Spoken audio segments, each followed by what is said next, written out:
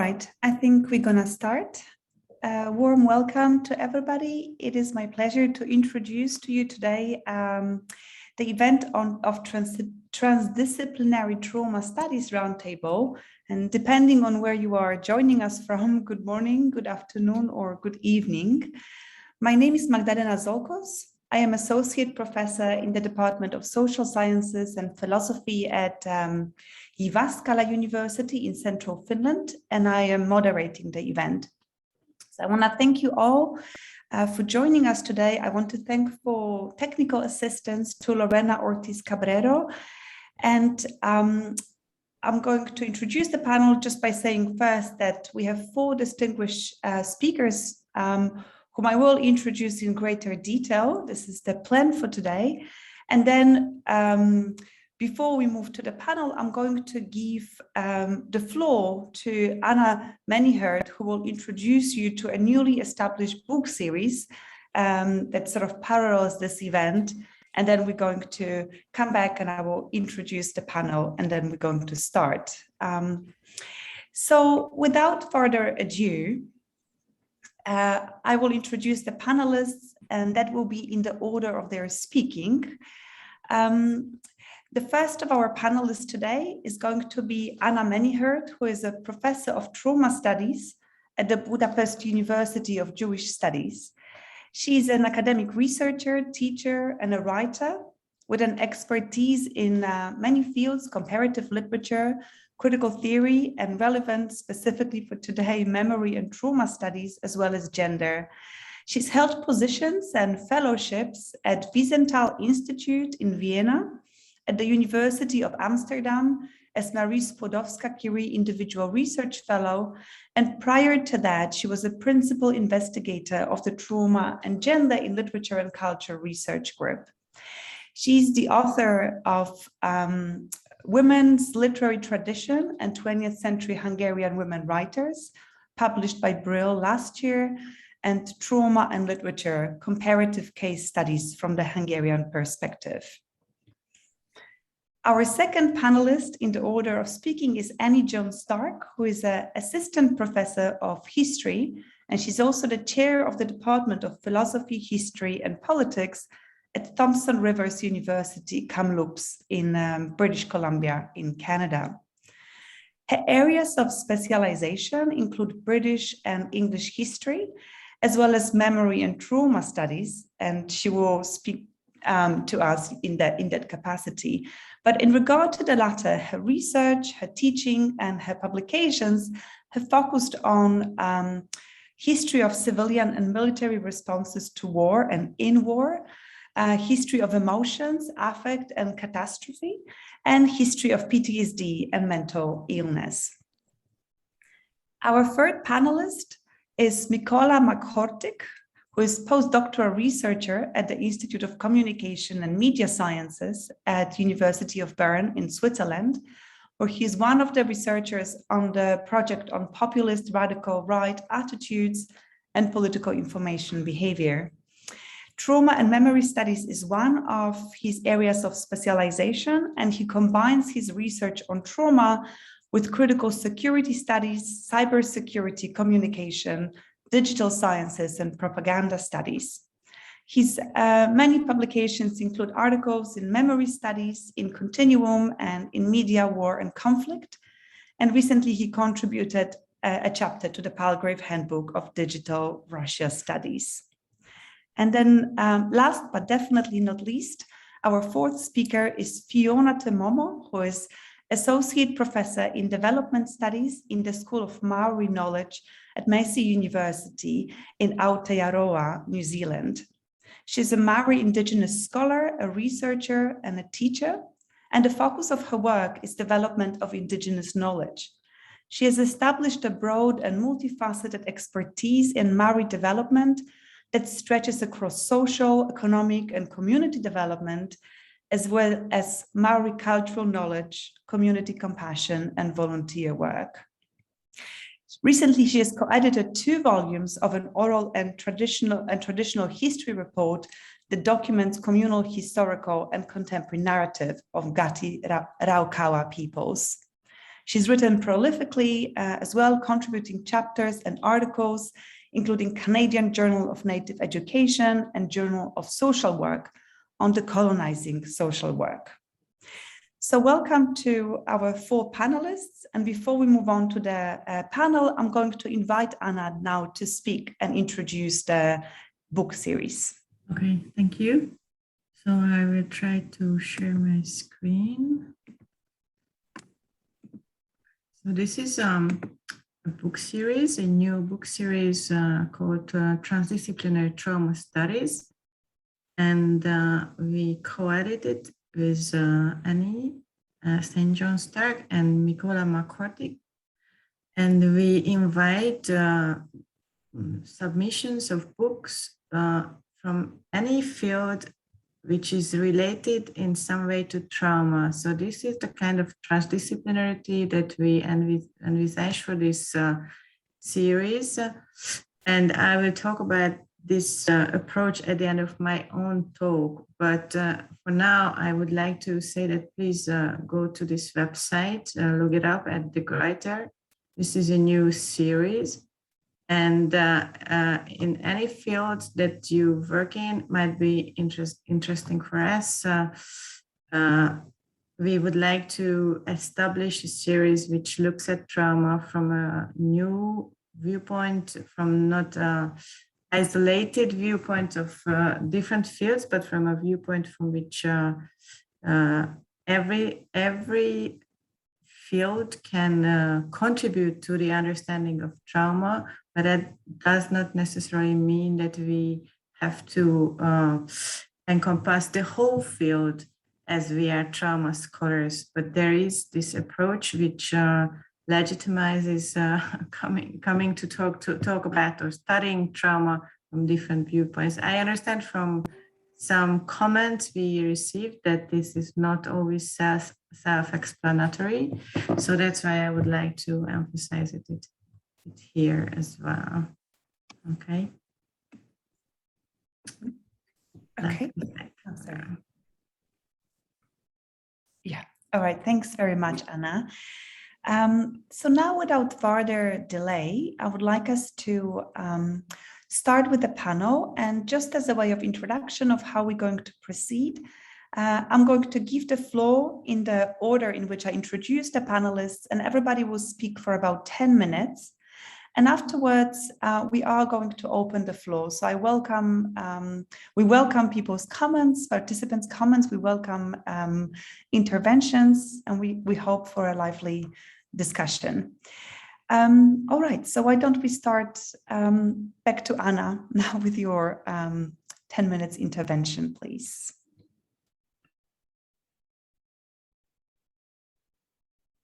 I'm very sorry, I'm alone with my daughter. She's just climbing on the floor because she's like a well-disciplined child of an academic, but she's just here. But I will start with my talk, okay?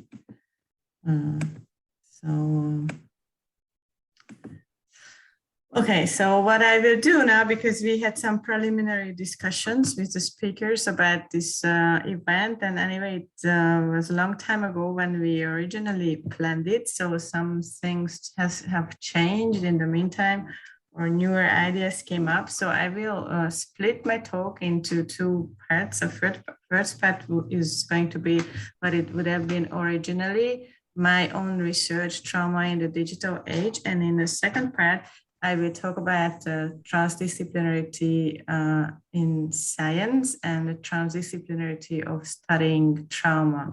And I hope this will not make it into a very mixed talk, or and please comment in the comment session on both parts.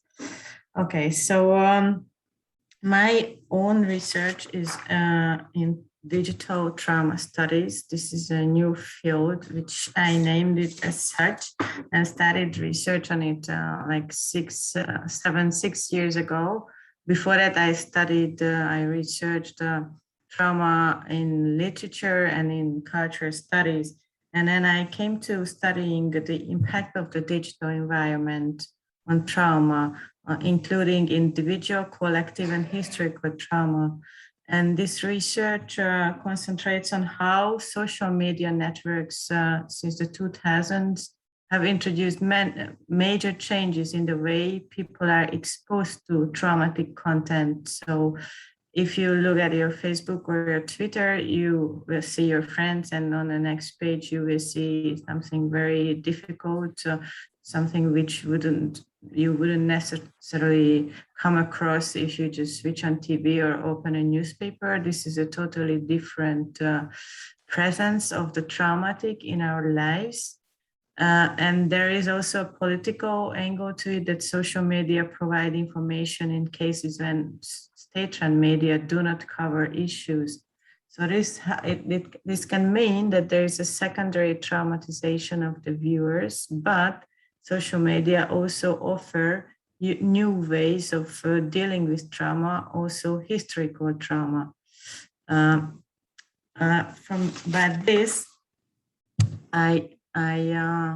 I study also how transgenerational and intergenerational trauma can be resolved in social media groups, and what kind of political consequences can be of these new approaches.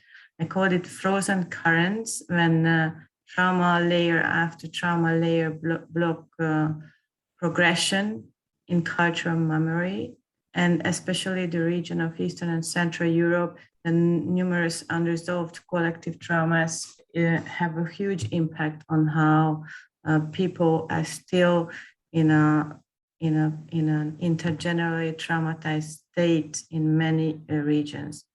And this is how, for example, Western European and Eastern European approaches to historical trauma differ, because in Eastern Europe, it's much more characteristic to see how intensive digitization is in terms of memory debates and also trauma processing. And so my research has three hypotheses, which I will introduce now here. So the first one is online platforms prompt a shift from pre-digital silence around trauma to digital trauma processing via sharing. And for this, I need to explain how silence surrounds trauma. So in cultural trauma studies in the 1990s, the element of silence was considered crucial to trauma in trauma theories. There is primary traumatization, how the victims are not able to talk about the trauma due to various reasons, shame, or even neurobiological changes in the brain. The secondary traumatization is caused by indifference. It's a way of silencing by others.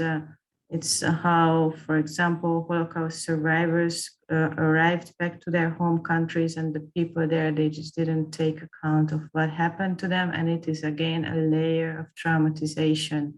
It is because also it is very difficult to listen to the trauma of others because of the potential vicarious traumatization that can happen if people are not trained, so to say, not trained to the way you can listen to the trauma of another person.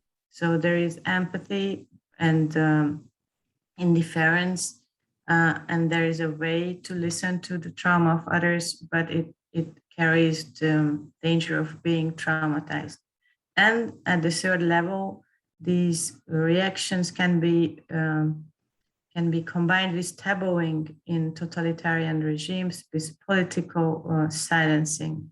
What I study is how digital media have the potential to redefine trauma in online communities and on social media platforms, because of the possibility of instant response, the dialogue, sharing, and commenting, which counteracts silence and keeps victims from being isolated.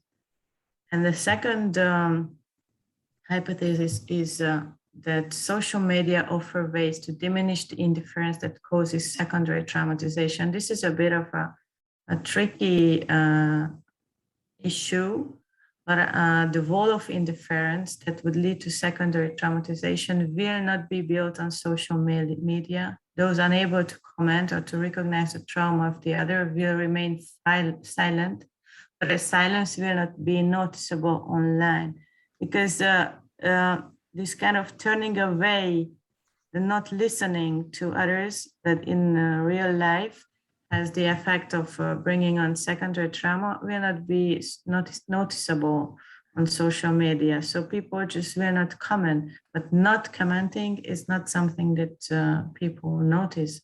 So this is might be a bit of an illusion, but still it can help when people who get together, they want to comment, and those comments are normally helpful. Yes, we have trolls, but then it's these kind of straightforward attacks are easier to counteract from the side of a victim than the silence and the turning away. Okay, and the third hypothesis is about digital bystanders. This is my current research, how bystanders become the carrier group of trauma. Normally, trauma grids used in psychotherapy include victim, perpetrator, bystander, and collaborator. But bystanders are a very difficult group to catch, to understand. They are not, for example, in Holocaust research, there is not a lot of archival materials about bystanders. It's a huge mess. By number, it's the greatest group of people who were concerned, but still we don't know about them. But still these people were traumatized in some way, and they are carrying this burden through the generations. What I do is I compare this with digital bystanders. This is becoming like a common concept. We are all, in a sense, digital bystanders, because we watch the trauma of others and we just don't do anything. We are not able to do anything, but we are meeting all this traumatic content all the time. There are ways, for example, there are online trainings for countering bystander passivity. So there are newer and newer ways of dealing with bystanding.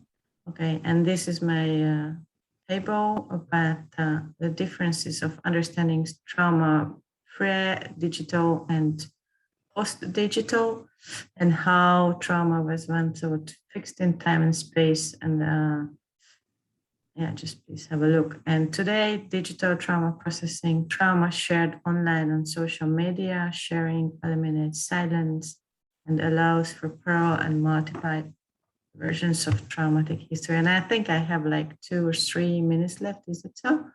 Yeah.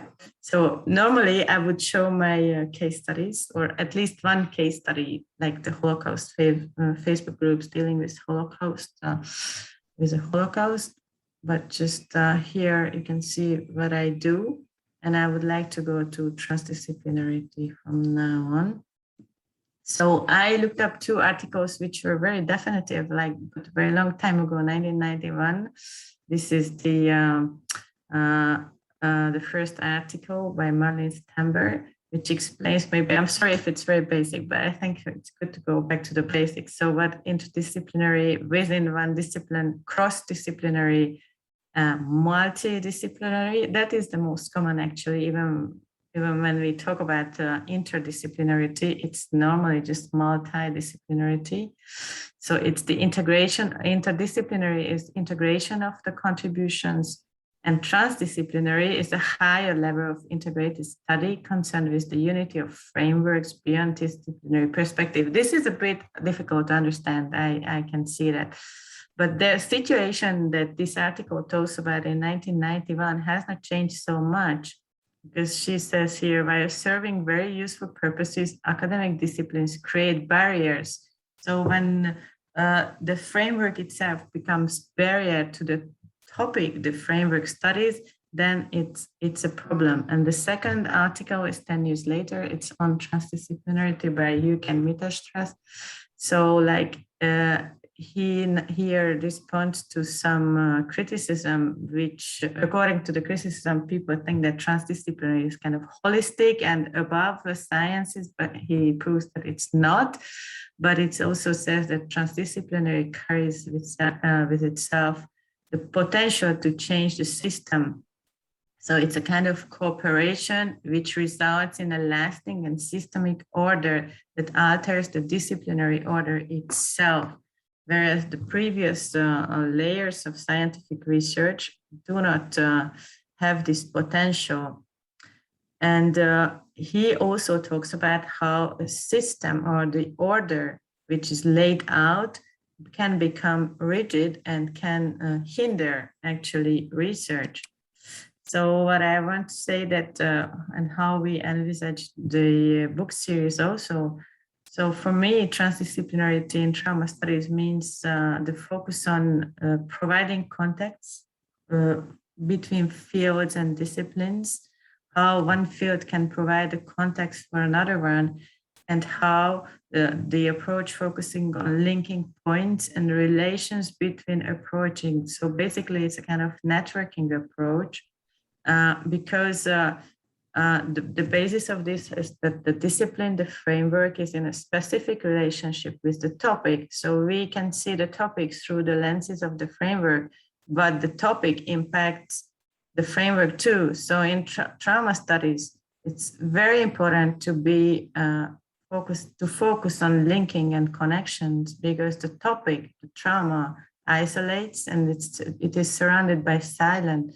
Transdisciplinary connects, links, and builds network. So trauma transmission will not possibly happen so much because now there is increasingly talk about the traumatization of researchers who study traumatic materials and how difficult this is. But if it's an approach which focuses on linking and not on isolation, which allows for dialogue in a very emphatic way, then it can help. So before the last sentence, so I received some reviews about grants and proposals and also articles, and I've seen comments which say, oh, how great this is, but the researchers should be back to memory studies, and digital media studies is a completely different issue. And yes, okay, but this is not media studies, that is okay, not memory studies. So, the current policy is to invite interdisciplinary and transdisciplinary research, but the acceptance is not so high. I think the level of acceptance of those endeavors is not so high. But I think trauma studies can be a transdisciplinary hub science, which involves a shift in a theoretical perspective. And we can move from isolated disciplines studying trauma towards an integrative hub science. Yeah. And so sorry about this mixture of talks. And if someone is interested, please read my articles, which have some material on the talk I had originally had in mind. Okay. Thank you so much. Thank you very much, Anna. And thank you for keeping to the time. This is really great. So without, why don't we just move straight to the second speaker, Annie, please take the floor, the virtual floor. I like that. All right, let me share my screen. Where am I? There it is. There we go. All right, let me start with that. There we go. Hope that works. Oh, it did work. Yay. I'm still amazed at the technology. This is just still mind-blowing to me. All right. Hello, everyone. I am speaking to you from Kamloops, British Columbia. So I am starting out with an acknowledgement of the territory on which I am situated, which is the unceded lands of the Te Momo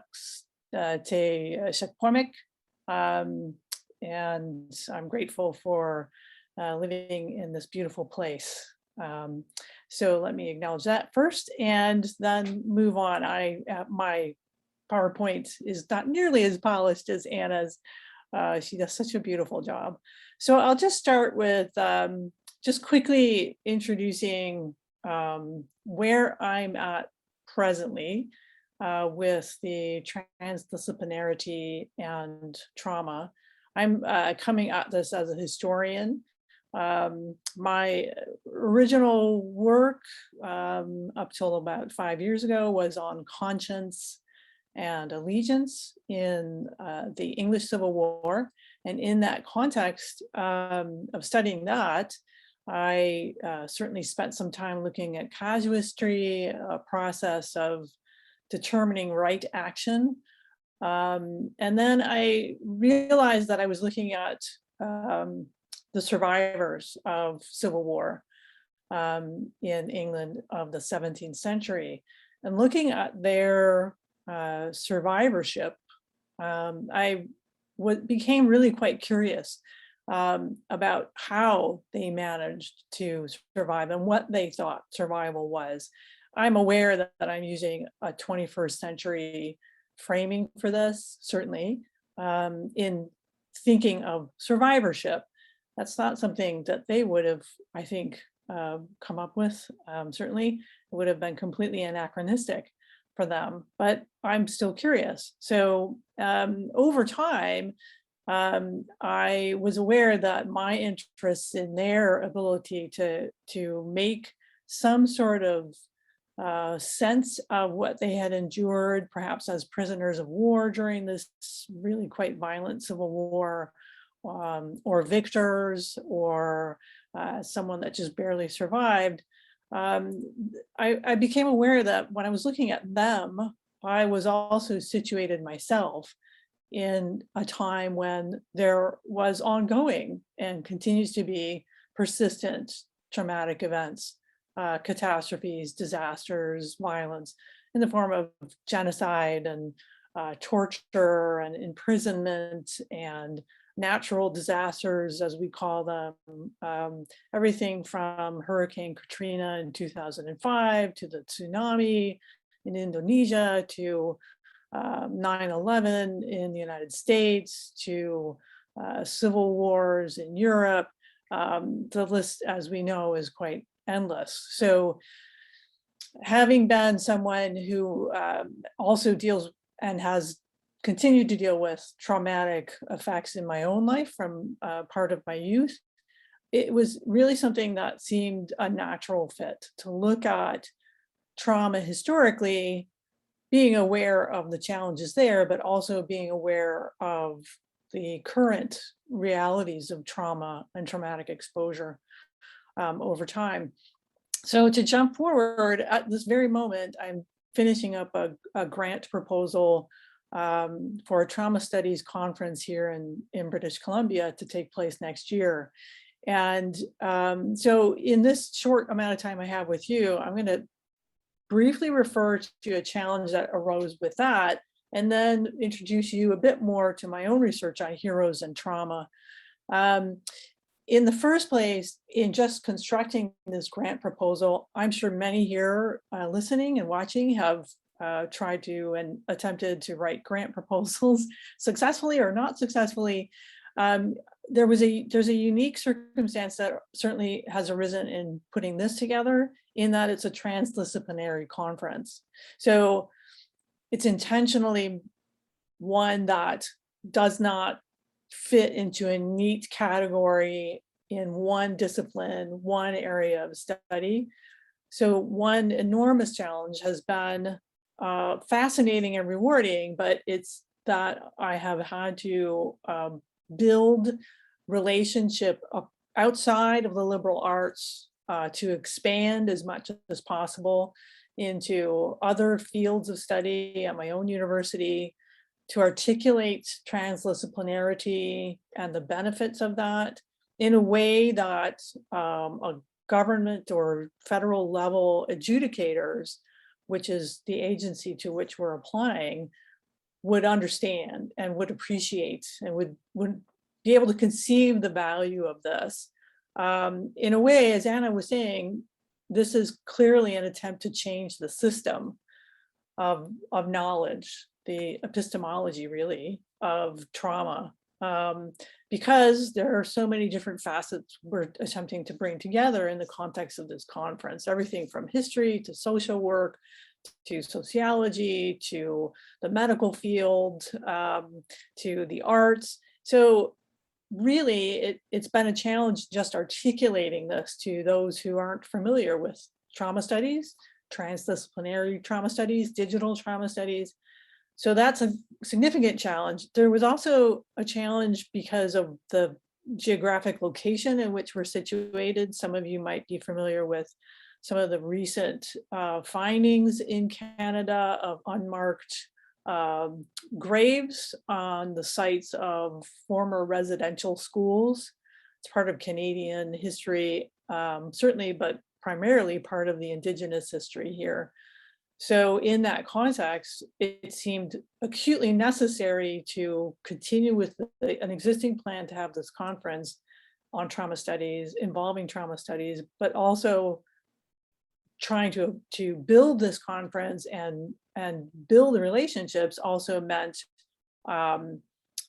trying to delicately acknowledge and create opportunities for us to reach out to Indigenous communities throughout our region and throughout Canada because of the trauma that they've experienced. So it's been a very delicate process, and there's a great potential here to go forward in many ways. So that's been quite a challenge. There's the one key challenge is trying to bridge the gap between the arts and the sciences, to bring them in and allow creative, not even allow, that seems like we possess it, but we don't, to create opportunities where people can and disciplines can articulate where they're at with trauma and trauma studies. So it's been fascinating. I'm crossing my fingers, as we do here in Canada, that we have a good outcome with this. All right, so, and I'd appreciate comments for sure later on. All right, so my own interest, Heroes and Trauma.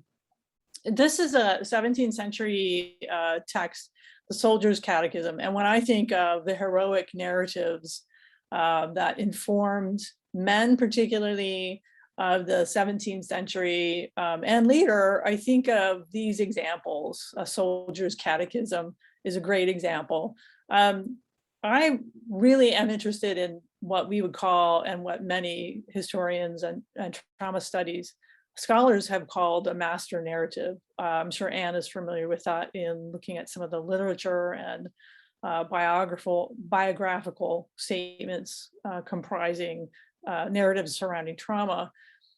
One argument is that there is this master narrative culturally, and it informs everyone of the expectations of trauma, not of trauma, of heroic action. What is the appropriate action? In military circumstances, this prevails today, certainly. The Soldier's Catechism of 1644 was very well known for many reasons. The early part of this particular pamphlet takes the reader through what the perceptions they should have of the enemy, right? So this is a largely parliamentarian viewpoint. There are two sides of the English Civil War, the parliamentary side and then the royalist side. So while this may be a one side, the narrative is the same for both sides because they're all part of English culture. So what is really interesting is that these texts that come out in the context of a civil war echo earlier texts coming out of the Renaissance period in Europe, all the way back to the early medieval period. The expectations are generally the same. Let's see if I can move you over here. Yeah. So we know that some of what comes out of the Soldier's Catechism is the expectation that a soldier be courageous and valiant. I'm just reading from a little bit later in that text. That he be skillful in the military profession, that he adhere to scripture, the Christian scripture, stop, what is that? And that he be ready to fight to the death. So those are some of the ingredients, right? But we also get master narratives in the modern context. The First World War, this very famous poem in Flanders Fields by John McCrae, take up our quarrel with the foe, to you from failing hands we throw, the torch be yours to hold it high. So those who died in the context of the First World War, the English soldiers, those who died were effectively throwing a torch to the survivors with the expectation. So Magdalena, am I done? Am I out of time? You write on 10 minutes, but okay, I don't want to, if you wanted to wrap up. I will wrap up. And abruptly, by all means, yeah. Okay, I will wrap up for sure. So the expectation then is of heroes that they catch the torch. They capture the expectations, and they move forward heroically as well. What I'm quite interested in is that these individuals that are expected to capture the heroic actions and carry forward with them go forward into our current time period. So recently in the United States, within the past 4 or 5 years, there have been quite dramatic and violent events of mass shootings. And have been interested in the responses of those. So these two posts come from social media, right? They're from Facebook, they're from Reddit, REDIT. And these are people who witnessed and who were present at, in one case, in this case, particularly a mass shooting that took place in 2017 in Las Vegas, Nevada. What I'm interested in here, of course, is that the traumatic event is a perpetual thing, right? In the left, this person is still situated within the actual events. PTSD, one aspect of PTSD, post-traumatic stress disorder, as many of you might know, is that a person is situated within that event. They may be relating the details, but while they're relating them, they're effectively reliving them. They're back in that moment. On the right, you'll see that there's a discussion in the context of people talking about that mass shooting, the hero term, right? Their own critique is that the term hero is thrown around way too much, and it's dumb, right? So my query and my focus is on whether those individuals who are assigned the label of hero, whether they actually can ever integrate that into their own self definition, their own sense of who they are and what they are.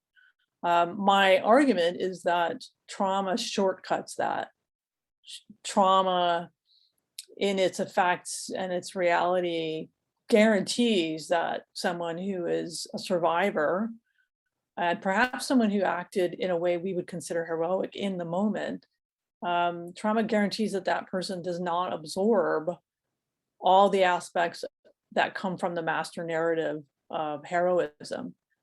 It prevents that. It's a wall, it's a block. And I'll stop there because there's so much more I could say, and I know I'm over time. So thank you very much for listening, everyone. Thanks so much, Annie. I want to just go to that conference next year just to hear you give a paper on this, because it's been absolutely fascinating. I'll be the fly on the wall, you know? Okay. All right. So we're going to move to our third panelist. Nicola, please come on in. Yes, thank you, Magdalena. Let me share my screen. So, as Magdalena already noted, I'm going to talk today about the information retrieval and trauma studies. And my name is Mikko. I'm from the University of Bern. And pretty much I would like to start first by actually talking how information retrieval and trauma are related, because I think that it's probably the least obvious connection among all 4 papers which are in our roundtable. It's pretty obvious how the trauma is related to the digital trauma studies, how it's related to history, and how it is related to indigenous studies and healing. But in the case of the information retrieval, there might be some confusion. So I would like to start with explaining how I see this connection. So pretty much, as Anna already noted, today we are having a situation when we're having unprecedented volume of content which is related to trauma. And pretty much it is true both for the historical trauma-related content, such as materials about the Holocaust or Holodomor or the Rwandan genocide, but also pretty much contemporary trauma-related events such as anti-Black violence in the United States. And all those materials are pretty much available via both commercial and also research-focused online platforms. It's also interesting that this unprecedented volume of content includes both content about the trauma itself, so let's say historical materials about the Holocaust or other forms of the genocide, but also suggestions about how to cope with trauma, for instance, how you actually can prevent the suicide and what you can actually do in the case you are heavily traumatized. And in the case you're interested in how the information retrieval is related to the suicide prevention, I highly recommend the great paper about one of my colleagues, Mario Haim. So in theory, what we're having is the wonderful situation when we're really having unprecedented volume of content about trauma, and this abundance of trauma-related content should actually increase trauma awareness. So we're having more content than ever before, so we're actually becoming more aware about the trauma, both in the historical dimension and also in the contemporary dimension. And potentially this abundance can also enhance coping strategies, because now we can just go to the Google and we can actually go to the Facebook, search there for the trauma coping strategies and say, okay, there is a way we can actually deal with the trauma. There's actually a way we can break the silence. So pretty much what Anna was actually talking during her presentation. However, the problem is that on practice, unfortunately, we're also having not only good content, so to say. We're also having a lot of problematic trauma-related content, which is pretty much really results in the constant upsurge of the denialism. We probably can think about the Holocaust denialism, but also true about other genocides again, as well as the hate speech, which definitely doesn't help us to cope with the trauma. Unfortunately, hate speech can only amplify ignorance and also lead to re-traumatization in some cases. Now, what we're having under those conditions is pretty much a classic information retrieval problem. So we're having really plenty volume of the digital contents that we actually need to prioritize and find information from. So we're having, again, what we call good content. We have what we call bad content. And ideally, we want our information retrieval, such as the Google search algorithm, for instance, to retrieve good content and prioritize it over the bad content. However, because of we actually having too much content, we unfortunately cannot do it with the help of humans only.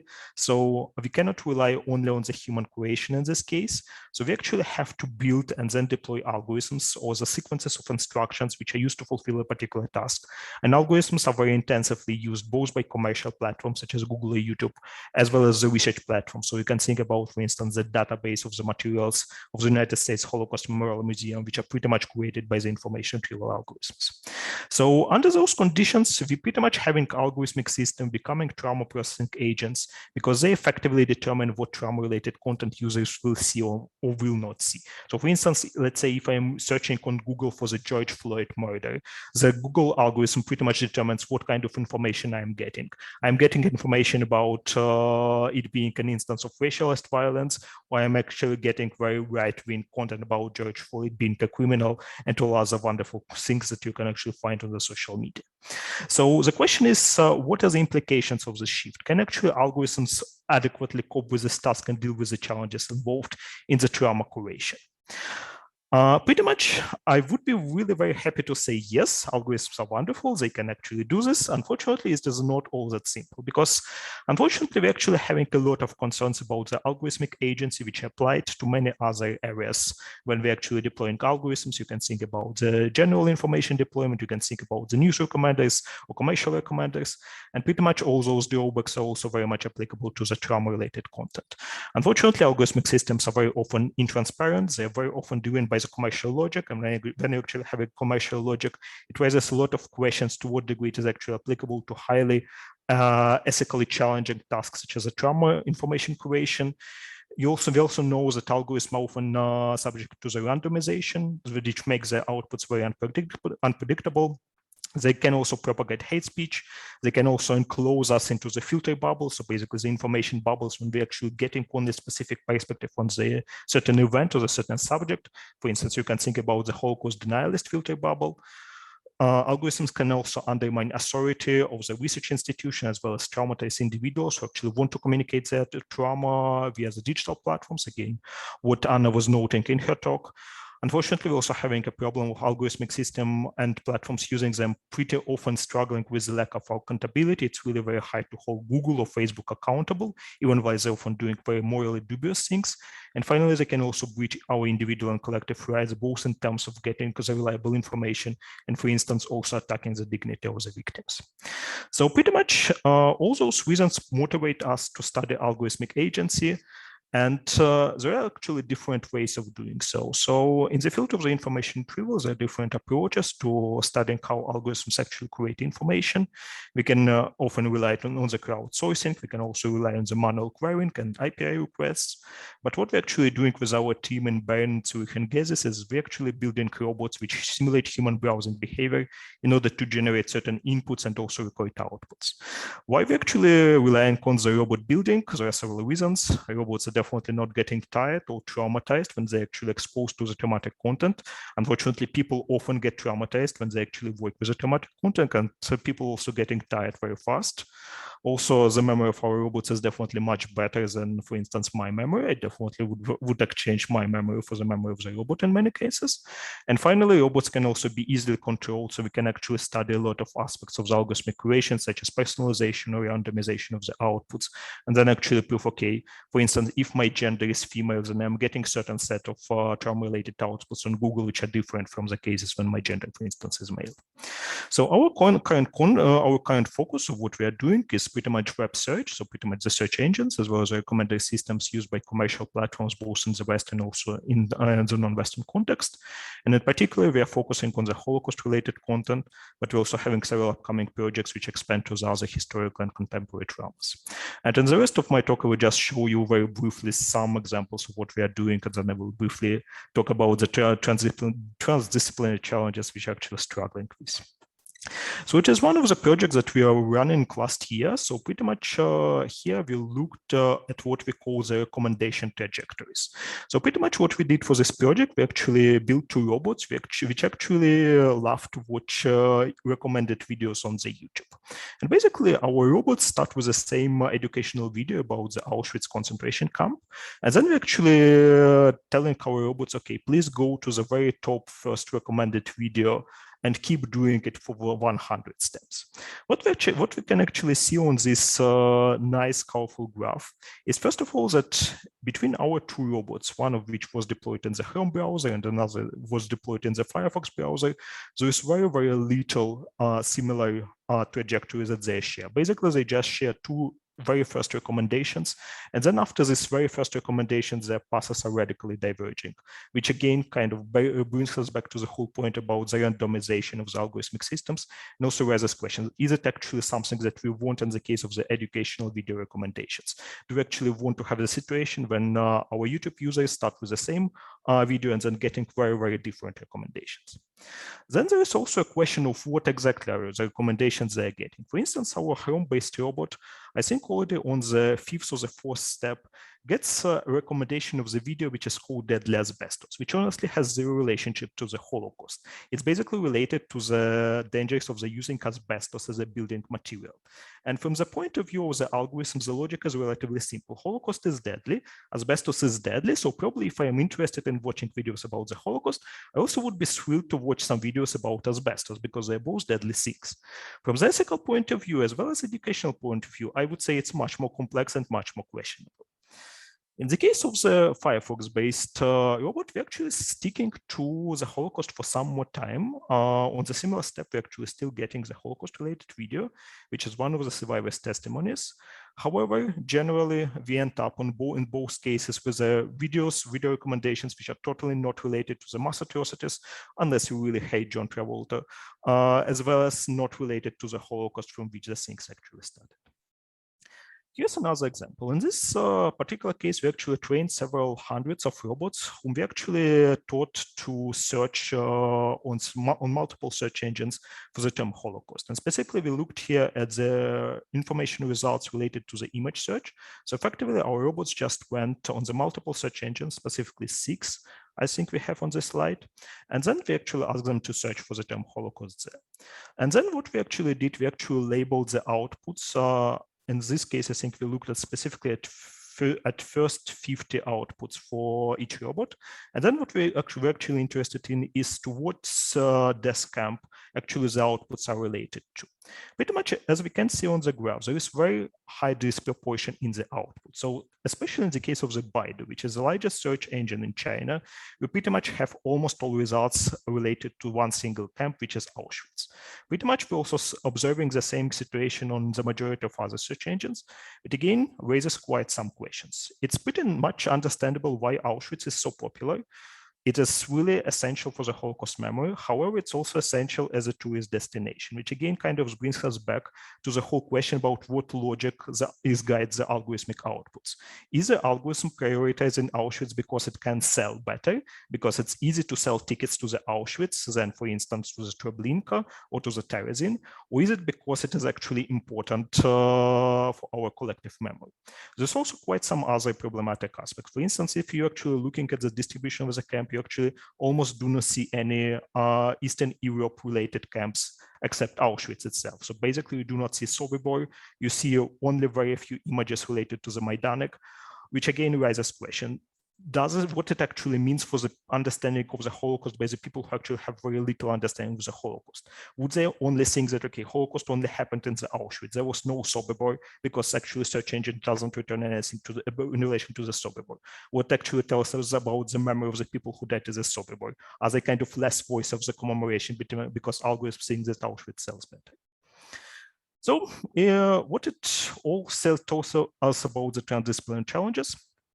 Pretty much, we're definitely having a lot of challenges in what we are doing, even while I definitely enjoy working with robots a lot.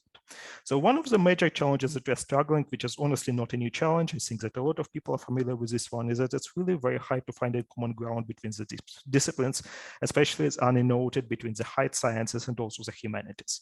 I would say that in the case of the computer science and humanities, it is particularly very different because we're definitely having very different understanding of methods as well as research goals. Specifically, when we're thinking about the computer science and information retrieval, they're definitely getting very used to work on a concrete problem, for instance, the improvement of the algorithm. However, what we're struggling here in this case, that in order to solve this specific problem, at least formulate this specific problem, we actually need to know what the desired end goal is. So do we actually want the search algorithm to prioritize Auschwitz among all the other search camps? Do we actually want to randomize the outputs related to the Holocaust? Do we actually want to have an equal distribution? Without answering all those questions, which honestly probably not something that is easy to answer for the computer scientists, but something that probably is more relevant to answer for the Holocaust research specialists and curators, we cannot actually construct a better algorithm. We cannot only criticize what we actually have in currently.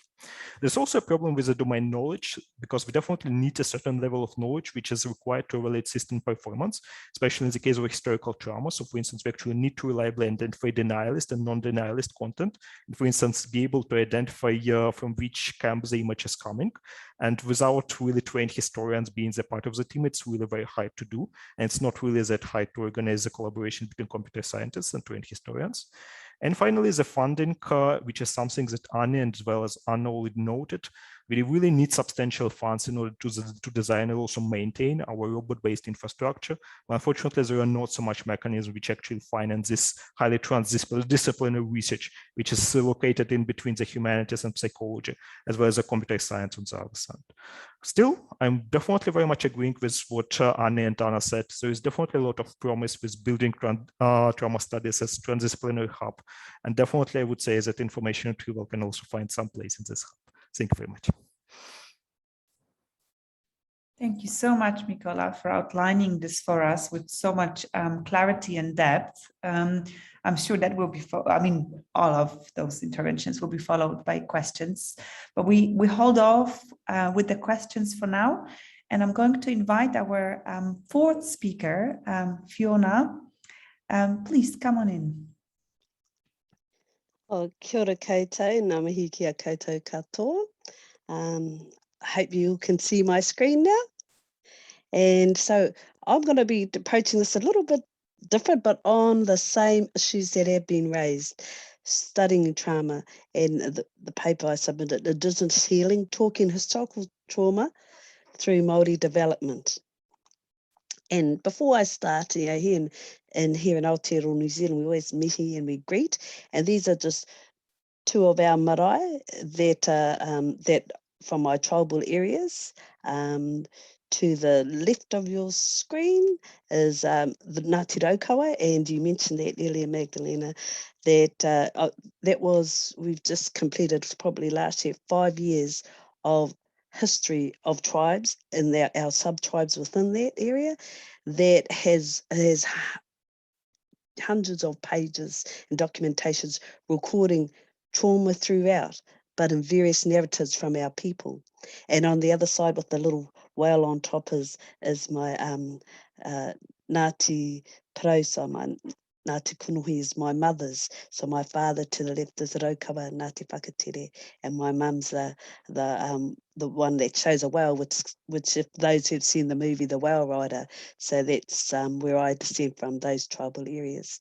And just outlining how quickly I'll go through the kōrero today is, what does trauma mean for us as Māori people? Introduce the concept of Māori development.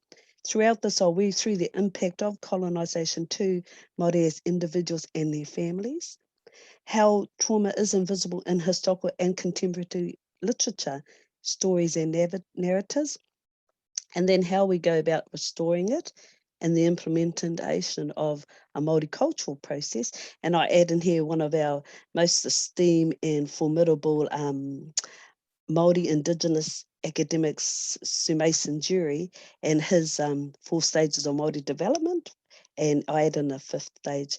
And also part of my background is I'm a registered social worker within Aotearoa, New Zealand, and we ran that registration through the government, and I'm also in the College of Humanity and Social Science. So moving through, I'll just go to our next slide. And I'll use some of our words in it, that's to bring our voices through and what we understand trauma to be. So for Māori, the concept of trauma is understood in different ways and experienced by our people who continue to be victims of colonisation, discrimination and racism. It is also manifested itself through high rates in statistics for ill health, low educational achievement, high imprisonment rates, negative stereotyping, poverty and extreme economic inequality. And these experiences contribute to intergenerational trauma.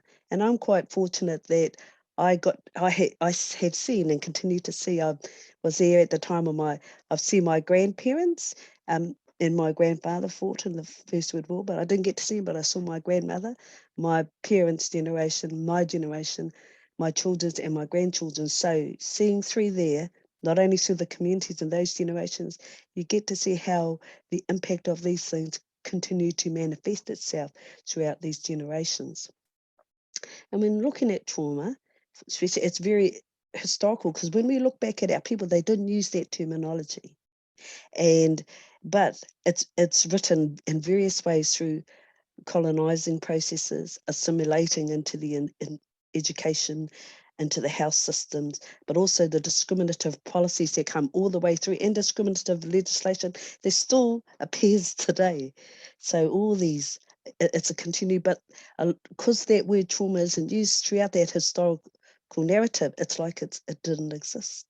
And most of ours who do try and approach or take redress to the Crown for breaking treaties, a lot of the way in which it is written is justifying and that what we experienced occurred. But once again, that their terminology isn't as evident as it is now in the more contemporary sort of narratives. And it's about, what happened in terms of our people being disempowered, in which their experiences become removed, and it become removed right in the stories and the narratives and their voices, because once the experiences are removed, then the narratives are removed.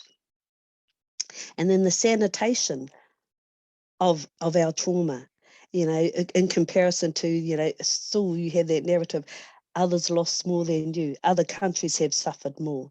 And, you know, you still have your language, because a lot of our people still have the Indigenous native language. And when we compare it against, that means that what we've experienced is less than any other Indigenous group, or their hurt and what has happened to them. And also the experienced climate trauma, our food sources. I drive, and when we're out of lockdown, it's been lockdown level 3 in Auckland at this moment. But as I would pass, it's like a big sort of a pond that on the way to the university, and that used to be the food beds of the tribes that were there. But now, once the colonization, the populations grew of a lot of non-Māori, they started pouring their sewage in there, so they, you know, their food beds were taken. And that is right across Aotearoa, New Zealand. And it's taken, once again, sanitised down for the common good, for the greater population. And through all those, the trauma of silencing narratives like legislated teachers to beat Māori children who spoke their native tongue, and those are ones like my mother, who's grew up with that type of trauma, but it's not written in our stories like that. It is something that we had to live through. And the names, our names of naming our children changed, because when you're in education systems and they can't pronounce the Māori name, and we're colonised by British, the British names they prefer, and they started calling our people that. So within that narrative too, within those experiences, within that loss, the loss of our language, the loss of our identity and who we'd be called. So in moving forward, how do we start to restore this? And I put in here, healing Mother Earth, because a lot of us, in terms of both, you know, my intergenerational, the earth, the environment was sustenance, and we grew in what was beside that, worked alongside that. And if you're going to start, how do we heal it? We start to need looking at that, and implementing our own cultural frameworks to help us through, because we've had a lot of westernized frameworks, and the problems continue, and they will continue until we start doing more than just cut and pasting them into our studies or what we do. Really make you know, give more integrity and honesty to why we bring them forward. And that's when I think about Māori development. It's a historic, holistic development. We look at all those things, economic, political, and social, because a lot of the narratives you'll hear of they're talking about a history always focus on our social. They little bit on our economic, but you hardly see our leadership coming through, and what was that political development all the way through. And that's where I changed to Mason, who talks about, and I come post 1900 because there's a lot of stories for here, but we need somewhere we can start where our generations understand today. And a lot of our stories are covered within that historical context, what we call the Waitangi Tribunal. So we have there the Koji stage from war, depopulation and land loss. How do we record our narratives? What's been put in place to help us work forward? Where are we positioned in knowing those stories today? So we call that whakamauitanga.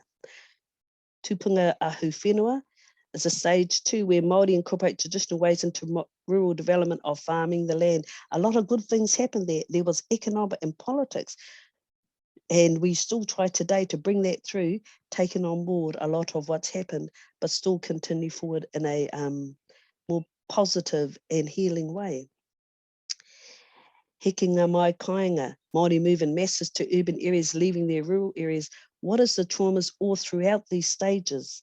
Because those are still unwritten stories. And there's a lot of trauma when our people start to leave their rural places where they had a lot of support from the tribes, and they end up in the urban areas, yeah, overhoused, unemployed, trying to make better lives for their people. And then the Treaty of Waitangi, which was signed with the government in 1840, which gave us rights that have ever since we've been fighting for them, to be restored, and highlighting the breaches. And yeah, where does that settle? Where are we today with those? There are some settlements. One of my tribes, the one that I just spoke about on my father's side, we're going through tribunal claims now, and it's a lot of work shown through legislation, through stories. This justifies why we should be compensated, we should be given back, we should be acknowledged for what has been done to us. And then this is where I put in the post-millennium, is reviewing this trauma through these stages and that terminology, and having a look through our stories and where that serves, and it does, it's not always written in that cyber terminology. So when pulling that all together, how do we, what's the healing towards that? And I'd say you start by breaking the historical practice that perpetuate trauma on Indigenous communities. And one of those is that not Indigenous authors continuing to write our stories and only cherry picking what is important, but get to the people and ask them, was you will perpetuate another framework that won't work. Give a voice to economic, political and social Indigenous narratives, establish Indigenous platforms and spaces to speak. So thank you very much for giving us a platform to speak today. I really appreciate it. And I know for all those communities are saying, we would really appreciate getting heard again, getting heard. And I've been so impressed with what I've heard from the panel. A voice like this inside your stories, and uphold the acceptance of Indigenous complexity, push back on homogeny. We continue to be, try and make this will fit your, we are not a one size fits all, and it's okay. What are other ways to deal with all the other sizes? And reinforce healing Indigenous Māori people as healing Māori whānau. Embrace the collective narratives, because the individual is not the individual alone, the individual is part of the group. And when you're healing, you heal the group. And when I'm fortunate here as a social worker in Aotearoa New Zealand, we recognise that. We don't take the individual out and work with them and then put them back in, because the whole family is part of that healing. And in the final words, just let us, in terms of Indigenous voices, think, speak, and let us be Indigenous, let us be Māori, because very times you get in a lot of these sorts of academic discussions, and your voice starts to get squashed or changed to fit another narrative, and it's usually a Western narrative that isn't your Indigenous narrative. And it's always good if we can allow us that space to think and talk. And just to acknowledge Anna, Annie, Michaela, Magdalena, Lorena, and everybody in Zoom and my university where I'm from. So thank you all very much for listening to me. Thank you so much, Fiona, and everybody for your interventions. I think, one thing that perhaps I could say that I'm finding incredibly striking about these 4 thought-provoking interventions is that you all have done such an excellent job in mapping out and documenting the richness in originality of where the field of trauma studies is today. So I really want to, congratulate you, and with that also open for questions from the audience. I have also a set of questions, but I want to invite everybody in the room to either indicate that you would like to speak if you want to speak, or if you're more comfortable with writing your question in the chat forum, that is also, of course, a possibility, and I will read it out. So the first person on the list is Paul. Paul, please welcome very much, and do ask your question. Could the panelists define what they mean by trauma? What the word actually means? Because I think there's some quite lazy thinking going on, not here, but in the academic world generally, about what it actually means. Paul, thank you. So I'll jump in here, affirming that we all see at times quite lazy, as you call it, lazy thinking in conversations where people are pointing to trauma and perhaps sharing research on trauma, or even in social media, in media, mainstream media. I've said before that it's not at all uncommon, as you know, no doubt, that any person will say, oh, I was so traumatized by X, right? That person didn't show up for that meeting we were going to have, and it was just traumatizing, or sometimes quite big things. When I'm speaking of trauma, my working definition is really based around some of the original thinking, original to trauma studies, I think, of scholars like Kathy Caruth and Flora Keshkagian, who's situated with the memory studies, and others, Shoshana Feldman, who point to trauma as unspeakable, which I would argue has perhaps not been accurate, but trauma as a break of sorts, of disconnection in time, where nothing moves forward.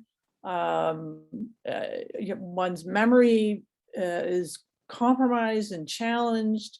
I think when Anna was referring to frozen current, I think that's an excellent way of phrasing it, for sure. And I think that all points to what trauma is. We can talk about traumatic events, we can talk about trauma, but I think we're really talking about processing when we get to an individual level of something that's horrific or violent, or we have a near proximity to death, either our own or those around us. So that's what I think of. But I am certainly aware that it's often a term that's tossed around without much thought. I'm going to mute myself because someone's knocking at my door. So carry on. All right. Anybody else on the panel would like to step in at this point? Yeah, I just would like to say very shortly that I define trauma for myself like it's an injury that one cannot handle, be it an individual or a community, and when the coping strategies are just not enough. And it might not be very obvious firstly, but later it can resurface and cause symptoms and even lead to PTSD. But the main thing is to get back to the track when there are new coping strategies, resilience, which can help heal the trauma. That's for me. Yeah. Yes. Fiona? Yes, and I'll add to that, and I'll use the children as an example, because when your language and you're educated in the school and your teacher beats you for speaking your language and constantly tells you all the time that that's wrong, that's bad, you shouldn't, in yourself, and that could be frozen time, you start to think you're no longer good enough, that how you are isn't, and you carry that for years, and it starts to manifest itself where you start to forego who you are as a person. You start to try and find who they are perpetuating. This is what you need to look like, and that's what scaffolds you aim for, and that is that trauma, and it continues to families and generations. It continues to be, and it's that what I'm talking about. And that's just in an education sense. There's a whole lot of other different parts of a society for a race that's been colonized where these things perpetuate itself. And it can be like Nicola was talking about online, when there's constant running down and saying to people, you're not good enough. So that's where I'm coming from when I talk about, and because we're quite a small group, and I mean not a short time, we don't have time to go through definitions. So I see a lot of people trying to go for the broader sense. So I just wanted to put that there, why those definitions never came through, because it's that assumption that I would say when I would be that the definition. So let's go straight to the main key points that we have 10 minutes to talk about. Yes. Nicola, did you also want to come in at this point? No, but I just can very briefly tell that my understanding is very close to what Annie was actually defining as trauma. So I guess I will just give more time for the question. Okay, and Joanna has also contributed in the chat, so I encourage everybody to read her intervention. And Samer, would you like to come in with your question, please? Yeah, thank you. Good afternoon, everybody. Good evening, everybody. Thank you, Magdalena. I wanted to bring a question to the floor, but a question with a reflection into all, and the poll question just now, which he made before, it was about the definition of the trauma. And what Anna just said, that she defined trauma as a moment of a break.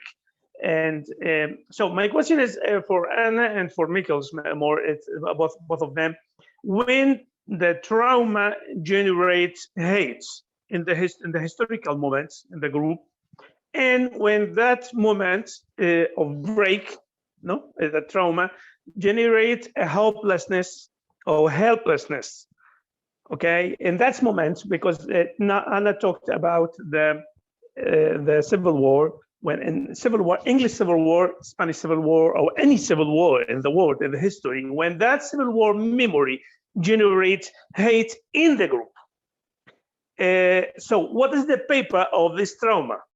What do you think about what we can do with this kind of memory, with this memory, those who stand with and stand against that trauma? What we can generate this, because also we have trauma. The post-colonialism is trauma. Colonialism is trauma. There is silencers trauma, and there's trauma. For example, in Spain, now it is there's people who are standing for colonialism, and there's the debate of the trauma, if colonialism generates trauma or not. So what is the paper of this trauma? Thank you. Thanks so much. Anyone wants to come? Any, please? I know that, Samer, you mentioned what I had been saying about the Civil War context. Civil wars are historically, certainly in the 17th century, they're viewed as a perversity, an obscenity. One does not fight against oneself. If there's any sense of a single identity for a group, a culture, a society, to fight against oneself is obscene. So in what I have found, just in that one historical context, is that if there's hate that's generated, and there is, it's hate for, or hate directed towards those around you who abandon, I would argue, higher imperatives for men and soldiers in that society. So honor, for example. So I know one bit of narrative that I look at are the recollections of prisoners of war during that Civil War. And when I'm reading about the torture that they underwent as prisoners of war, the really horrific conditions in which they were forced to live, I'm reading their words, which point to really awful, horrific, dehumanizing circumstances. The hatefulness that they're directing towards anyone are the prison keepers, the jail keepers, those who they claim are at fault for creating these horrific situations in which they're forced to live. And in that context, they're focused on the lack of this higher priority for humanity in their world, which is honor, right? One acts with honor. So they seem to accept quite well that someone could be on the opposite side. They don't hate them for being on the opposite side. They expect honorable behavior, even from one's enemy. So in that context of civil war, this perversity, the obscenity that it is, they're focused on that. So that's just an example of a historical handling of what we would consider to be traumatic circumstances, trauma-producing circumstances, the dehumanization that goes on with imprisonment.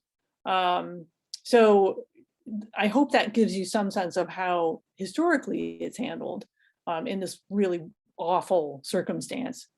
We see that that changes over time. If we look at the American Civil War, we look at other civil wars, hate has a place, unfortunately, and it's not caught up necessarily in this larger narrative of one must be honorable at all times. Even one's enemy can be honorable.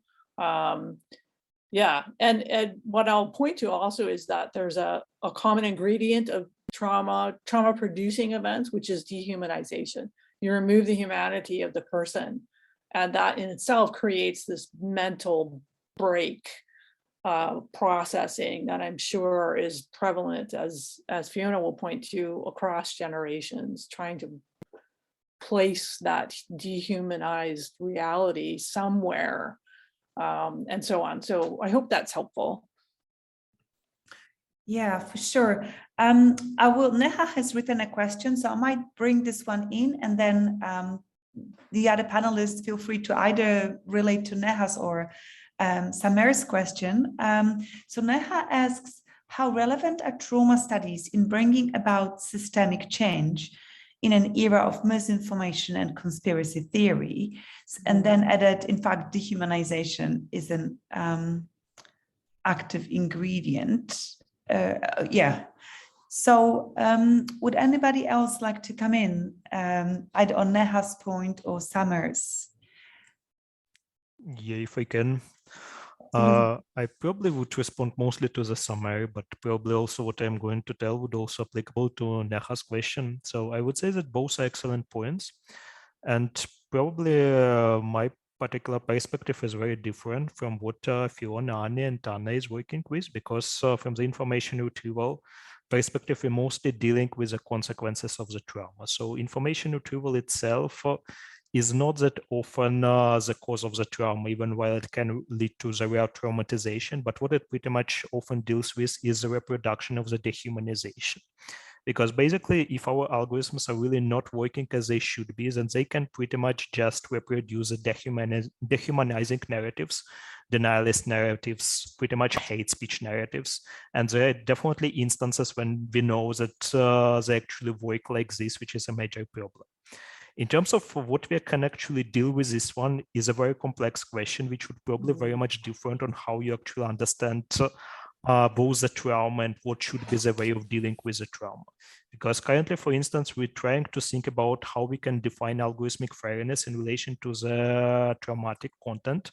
And we're honestly quite struggling with it a lot, because what is fair, for instance, in the representation of, let's say, Rwandan genocide? Do we want, for instance, represent the mainstream narrative? Do we actually want to give also floor to the revisionist narratives, which can be argued that, okay, if you really want to hear and listen to both sides, you also want to give floor to the revisionists, even while from the point of view of the victims, it's probably not what you actually want to give, because actually denying that victims were victims of the genocide. So pretty much, I would say that it's definitely a question that I do not think that the only person can answer. I definitely think it's something that the community of both researchers, but also the community of victims should answer. And pretty much, I can imagine that depending on the specific instance, we might actually need to have a fine-tuned answer, because not all cases of the trauma, not all cases of the mass atrocities, which are our main focus, are the same. There are definitely different cases, as well as different forms of the traumatization. So what I would say is that probably really the most important point that has to be achieved at the current point of time is actually rising it into the pressing issue, because at least when we're looking at what technical companies are doing, what the tech giants are doing, they pretty much, I would say, very commonly ignoring the whole aspect of the traumatization in relation to the algorithmic systems. In order to actually change something, we actually need to make them stop ignoring the specific point, and then we can actually think, okay, what should actually be the ideal information-driven system that can actually help us to deal with trauma in a productive sense. It can be something, for instance, informed by the peace journalism, when we're actually trying to, I would say, omit the trauma, the information about the mass atrocity or highly traumatizing information in order to build consensus. It can actually be something that actually focuses on informing the society about the mass atrocity and actually raises awareness about the suffering of the victims in order to prevent the suffering in the future. So I would say it's definitely something that we should to think much more than we're currently thinking about, because without actually defining those specific criteria, we cannot build algorithmic systems, unfortunately. We really need those in order to be able to translate it into the code. And because of this, we actually probably need to start as a humans into defining the trauma and as how we're actually processing the trauma. Thank you so much. I mean, it was an excellent discussion. Thanks. Thank you, Neha. Anna or Fiona, would you like to come in at this point?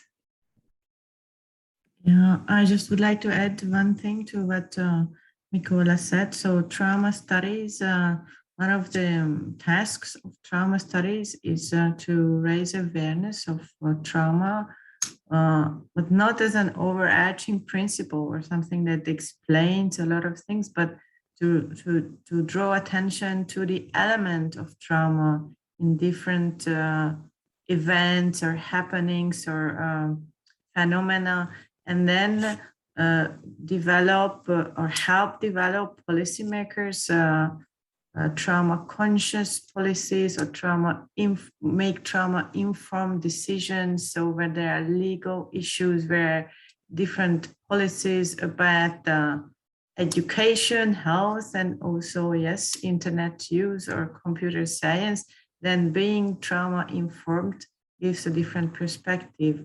And that's an approach that we can promote with transdisciplinary trauma studies. Yeah. Great, thank you. I think that one aspect that comes up currently, we referred to this a day or two ago when we met briefly, and many, I think, are aware, certainly in North America and the United States, is that there are now in the congressional settings in the United States, whistleblowers. One whistleblower came forward, somebody who came forward about Facebook, and was really talking about alleging Facebook's use of its platforms, because it's more than one, as we know, and perpetuating knowingly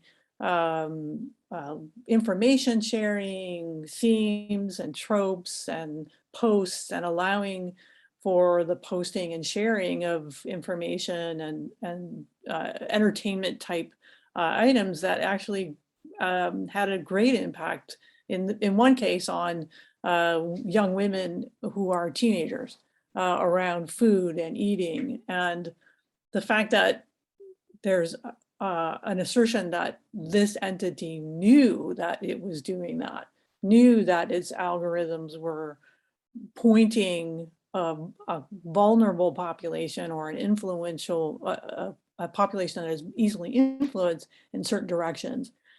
So where does that put us, though? Does the fact that we know that these larger entities are willingly or knowingly engaging us in these habits and these trajectories, does that change? Does it forward a policy overall, or a commitment on the part of everyone to try harder to work to inform everyone about the nature of trauma? I think it's a step in that direction. Anna was speaking about social policy. I think it's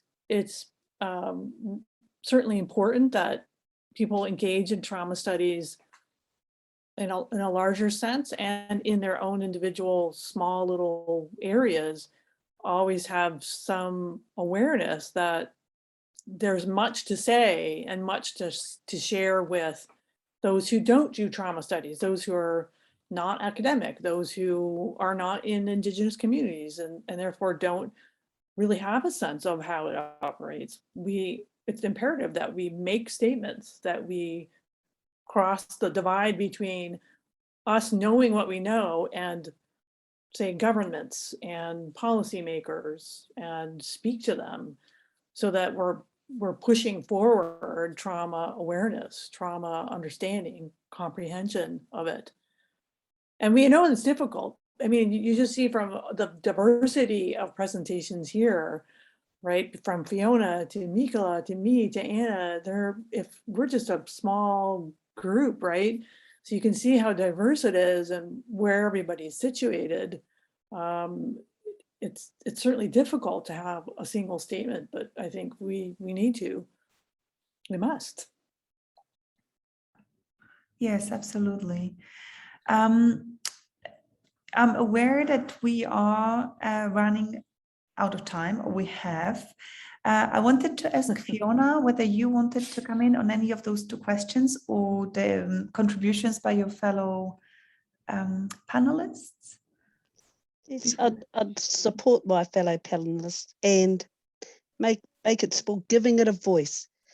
By giving it a voice, like I said in the term was not used in a lot of the historical narratives of our people. When we take our cases to government, it's seldom used the term because there's so much other things that we are trying to put through, but it's new to look in that way. Instead, people will talk about their experience.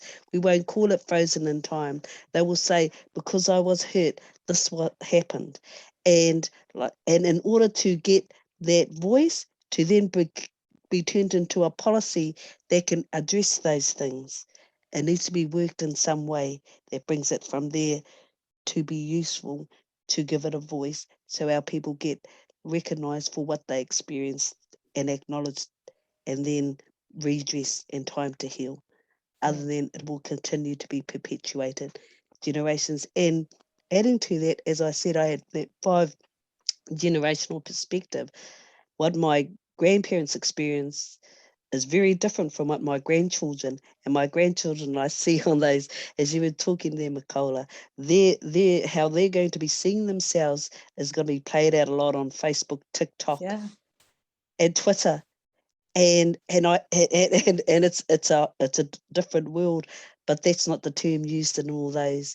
Neither is it studied in that type of theoretical foundation. So that's my contribution to the discussion. Thank you so much. So I think I might bring this to a close, thanking everybody for participating, thanking again our 4 panelists. There is going to be a recording of that event that you might want to revisit. Yes, so hopefully we will have a chance to continue these conversations. Thank you so much. Have a good day and good night. Thank you, Magdalena. Thank you for sharing, Magdalena. My pleasure. Thank you. Thank you. Bye-bye. Thank you.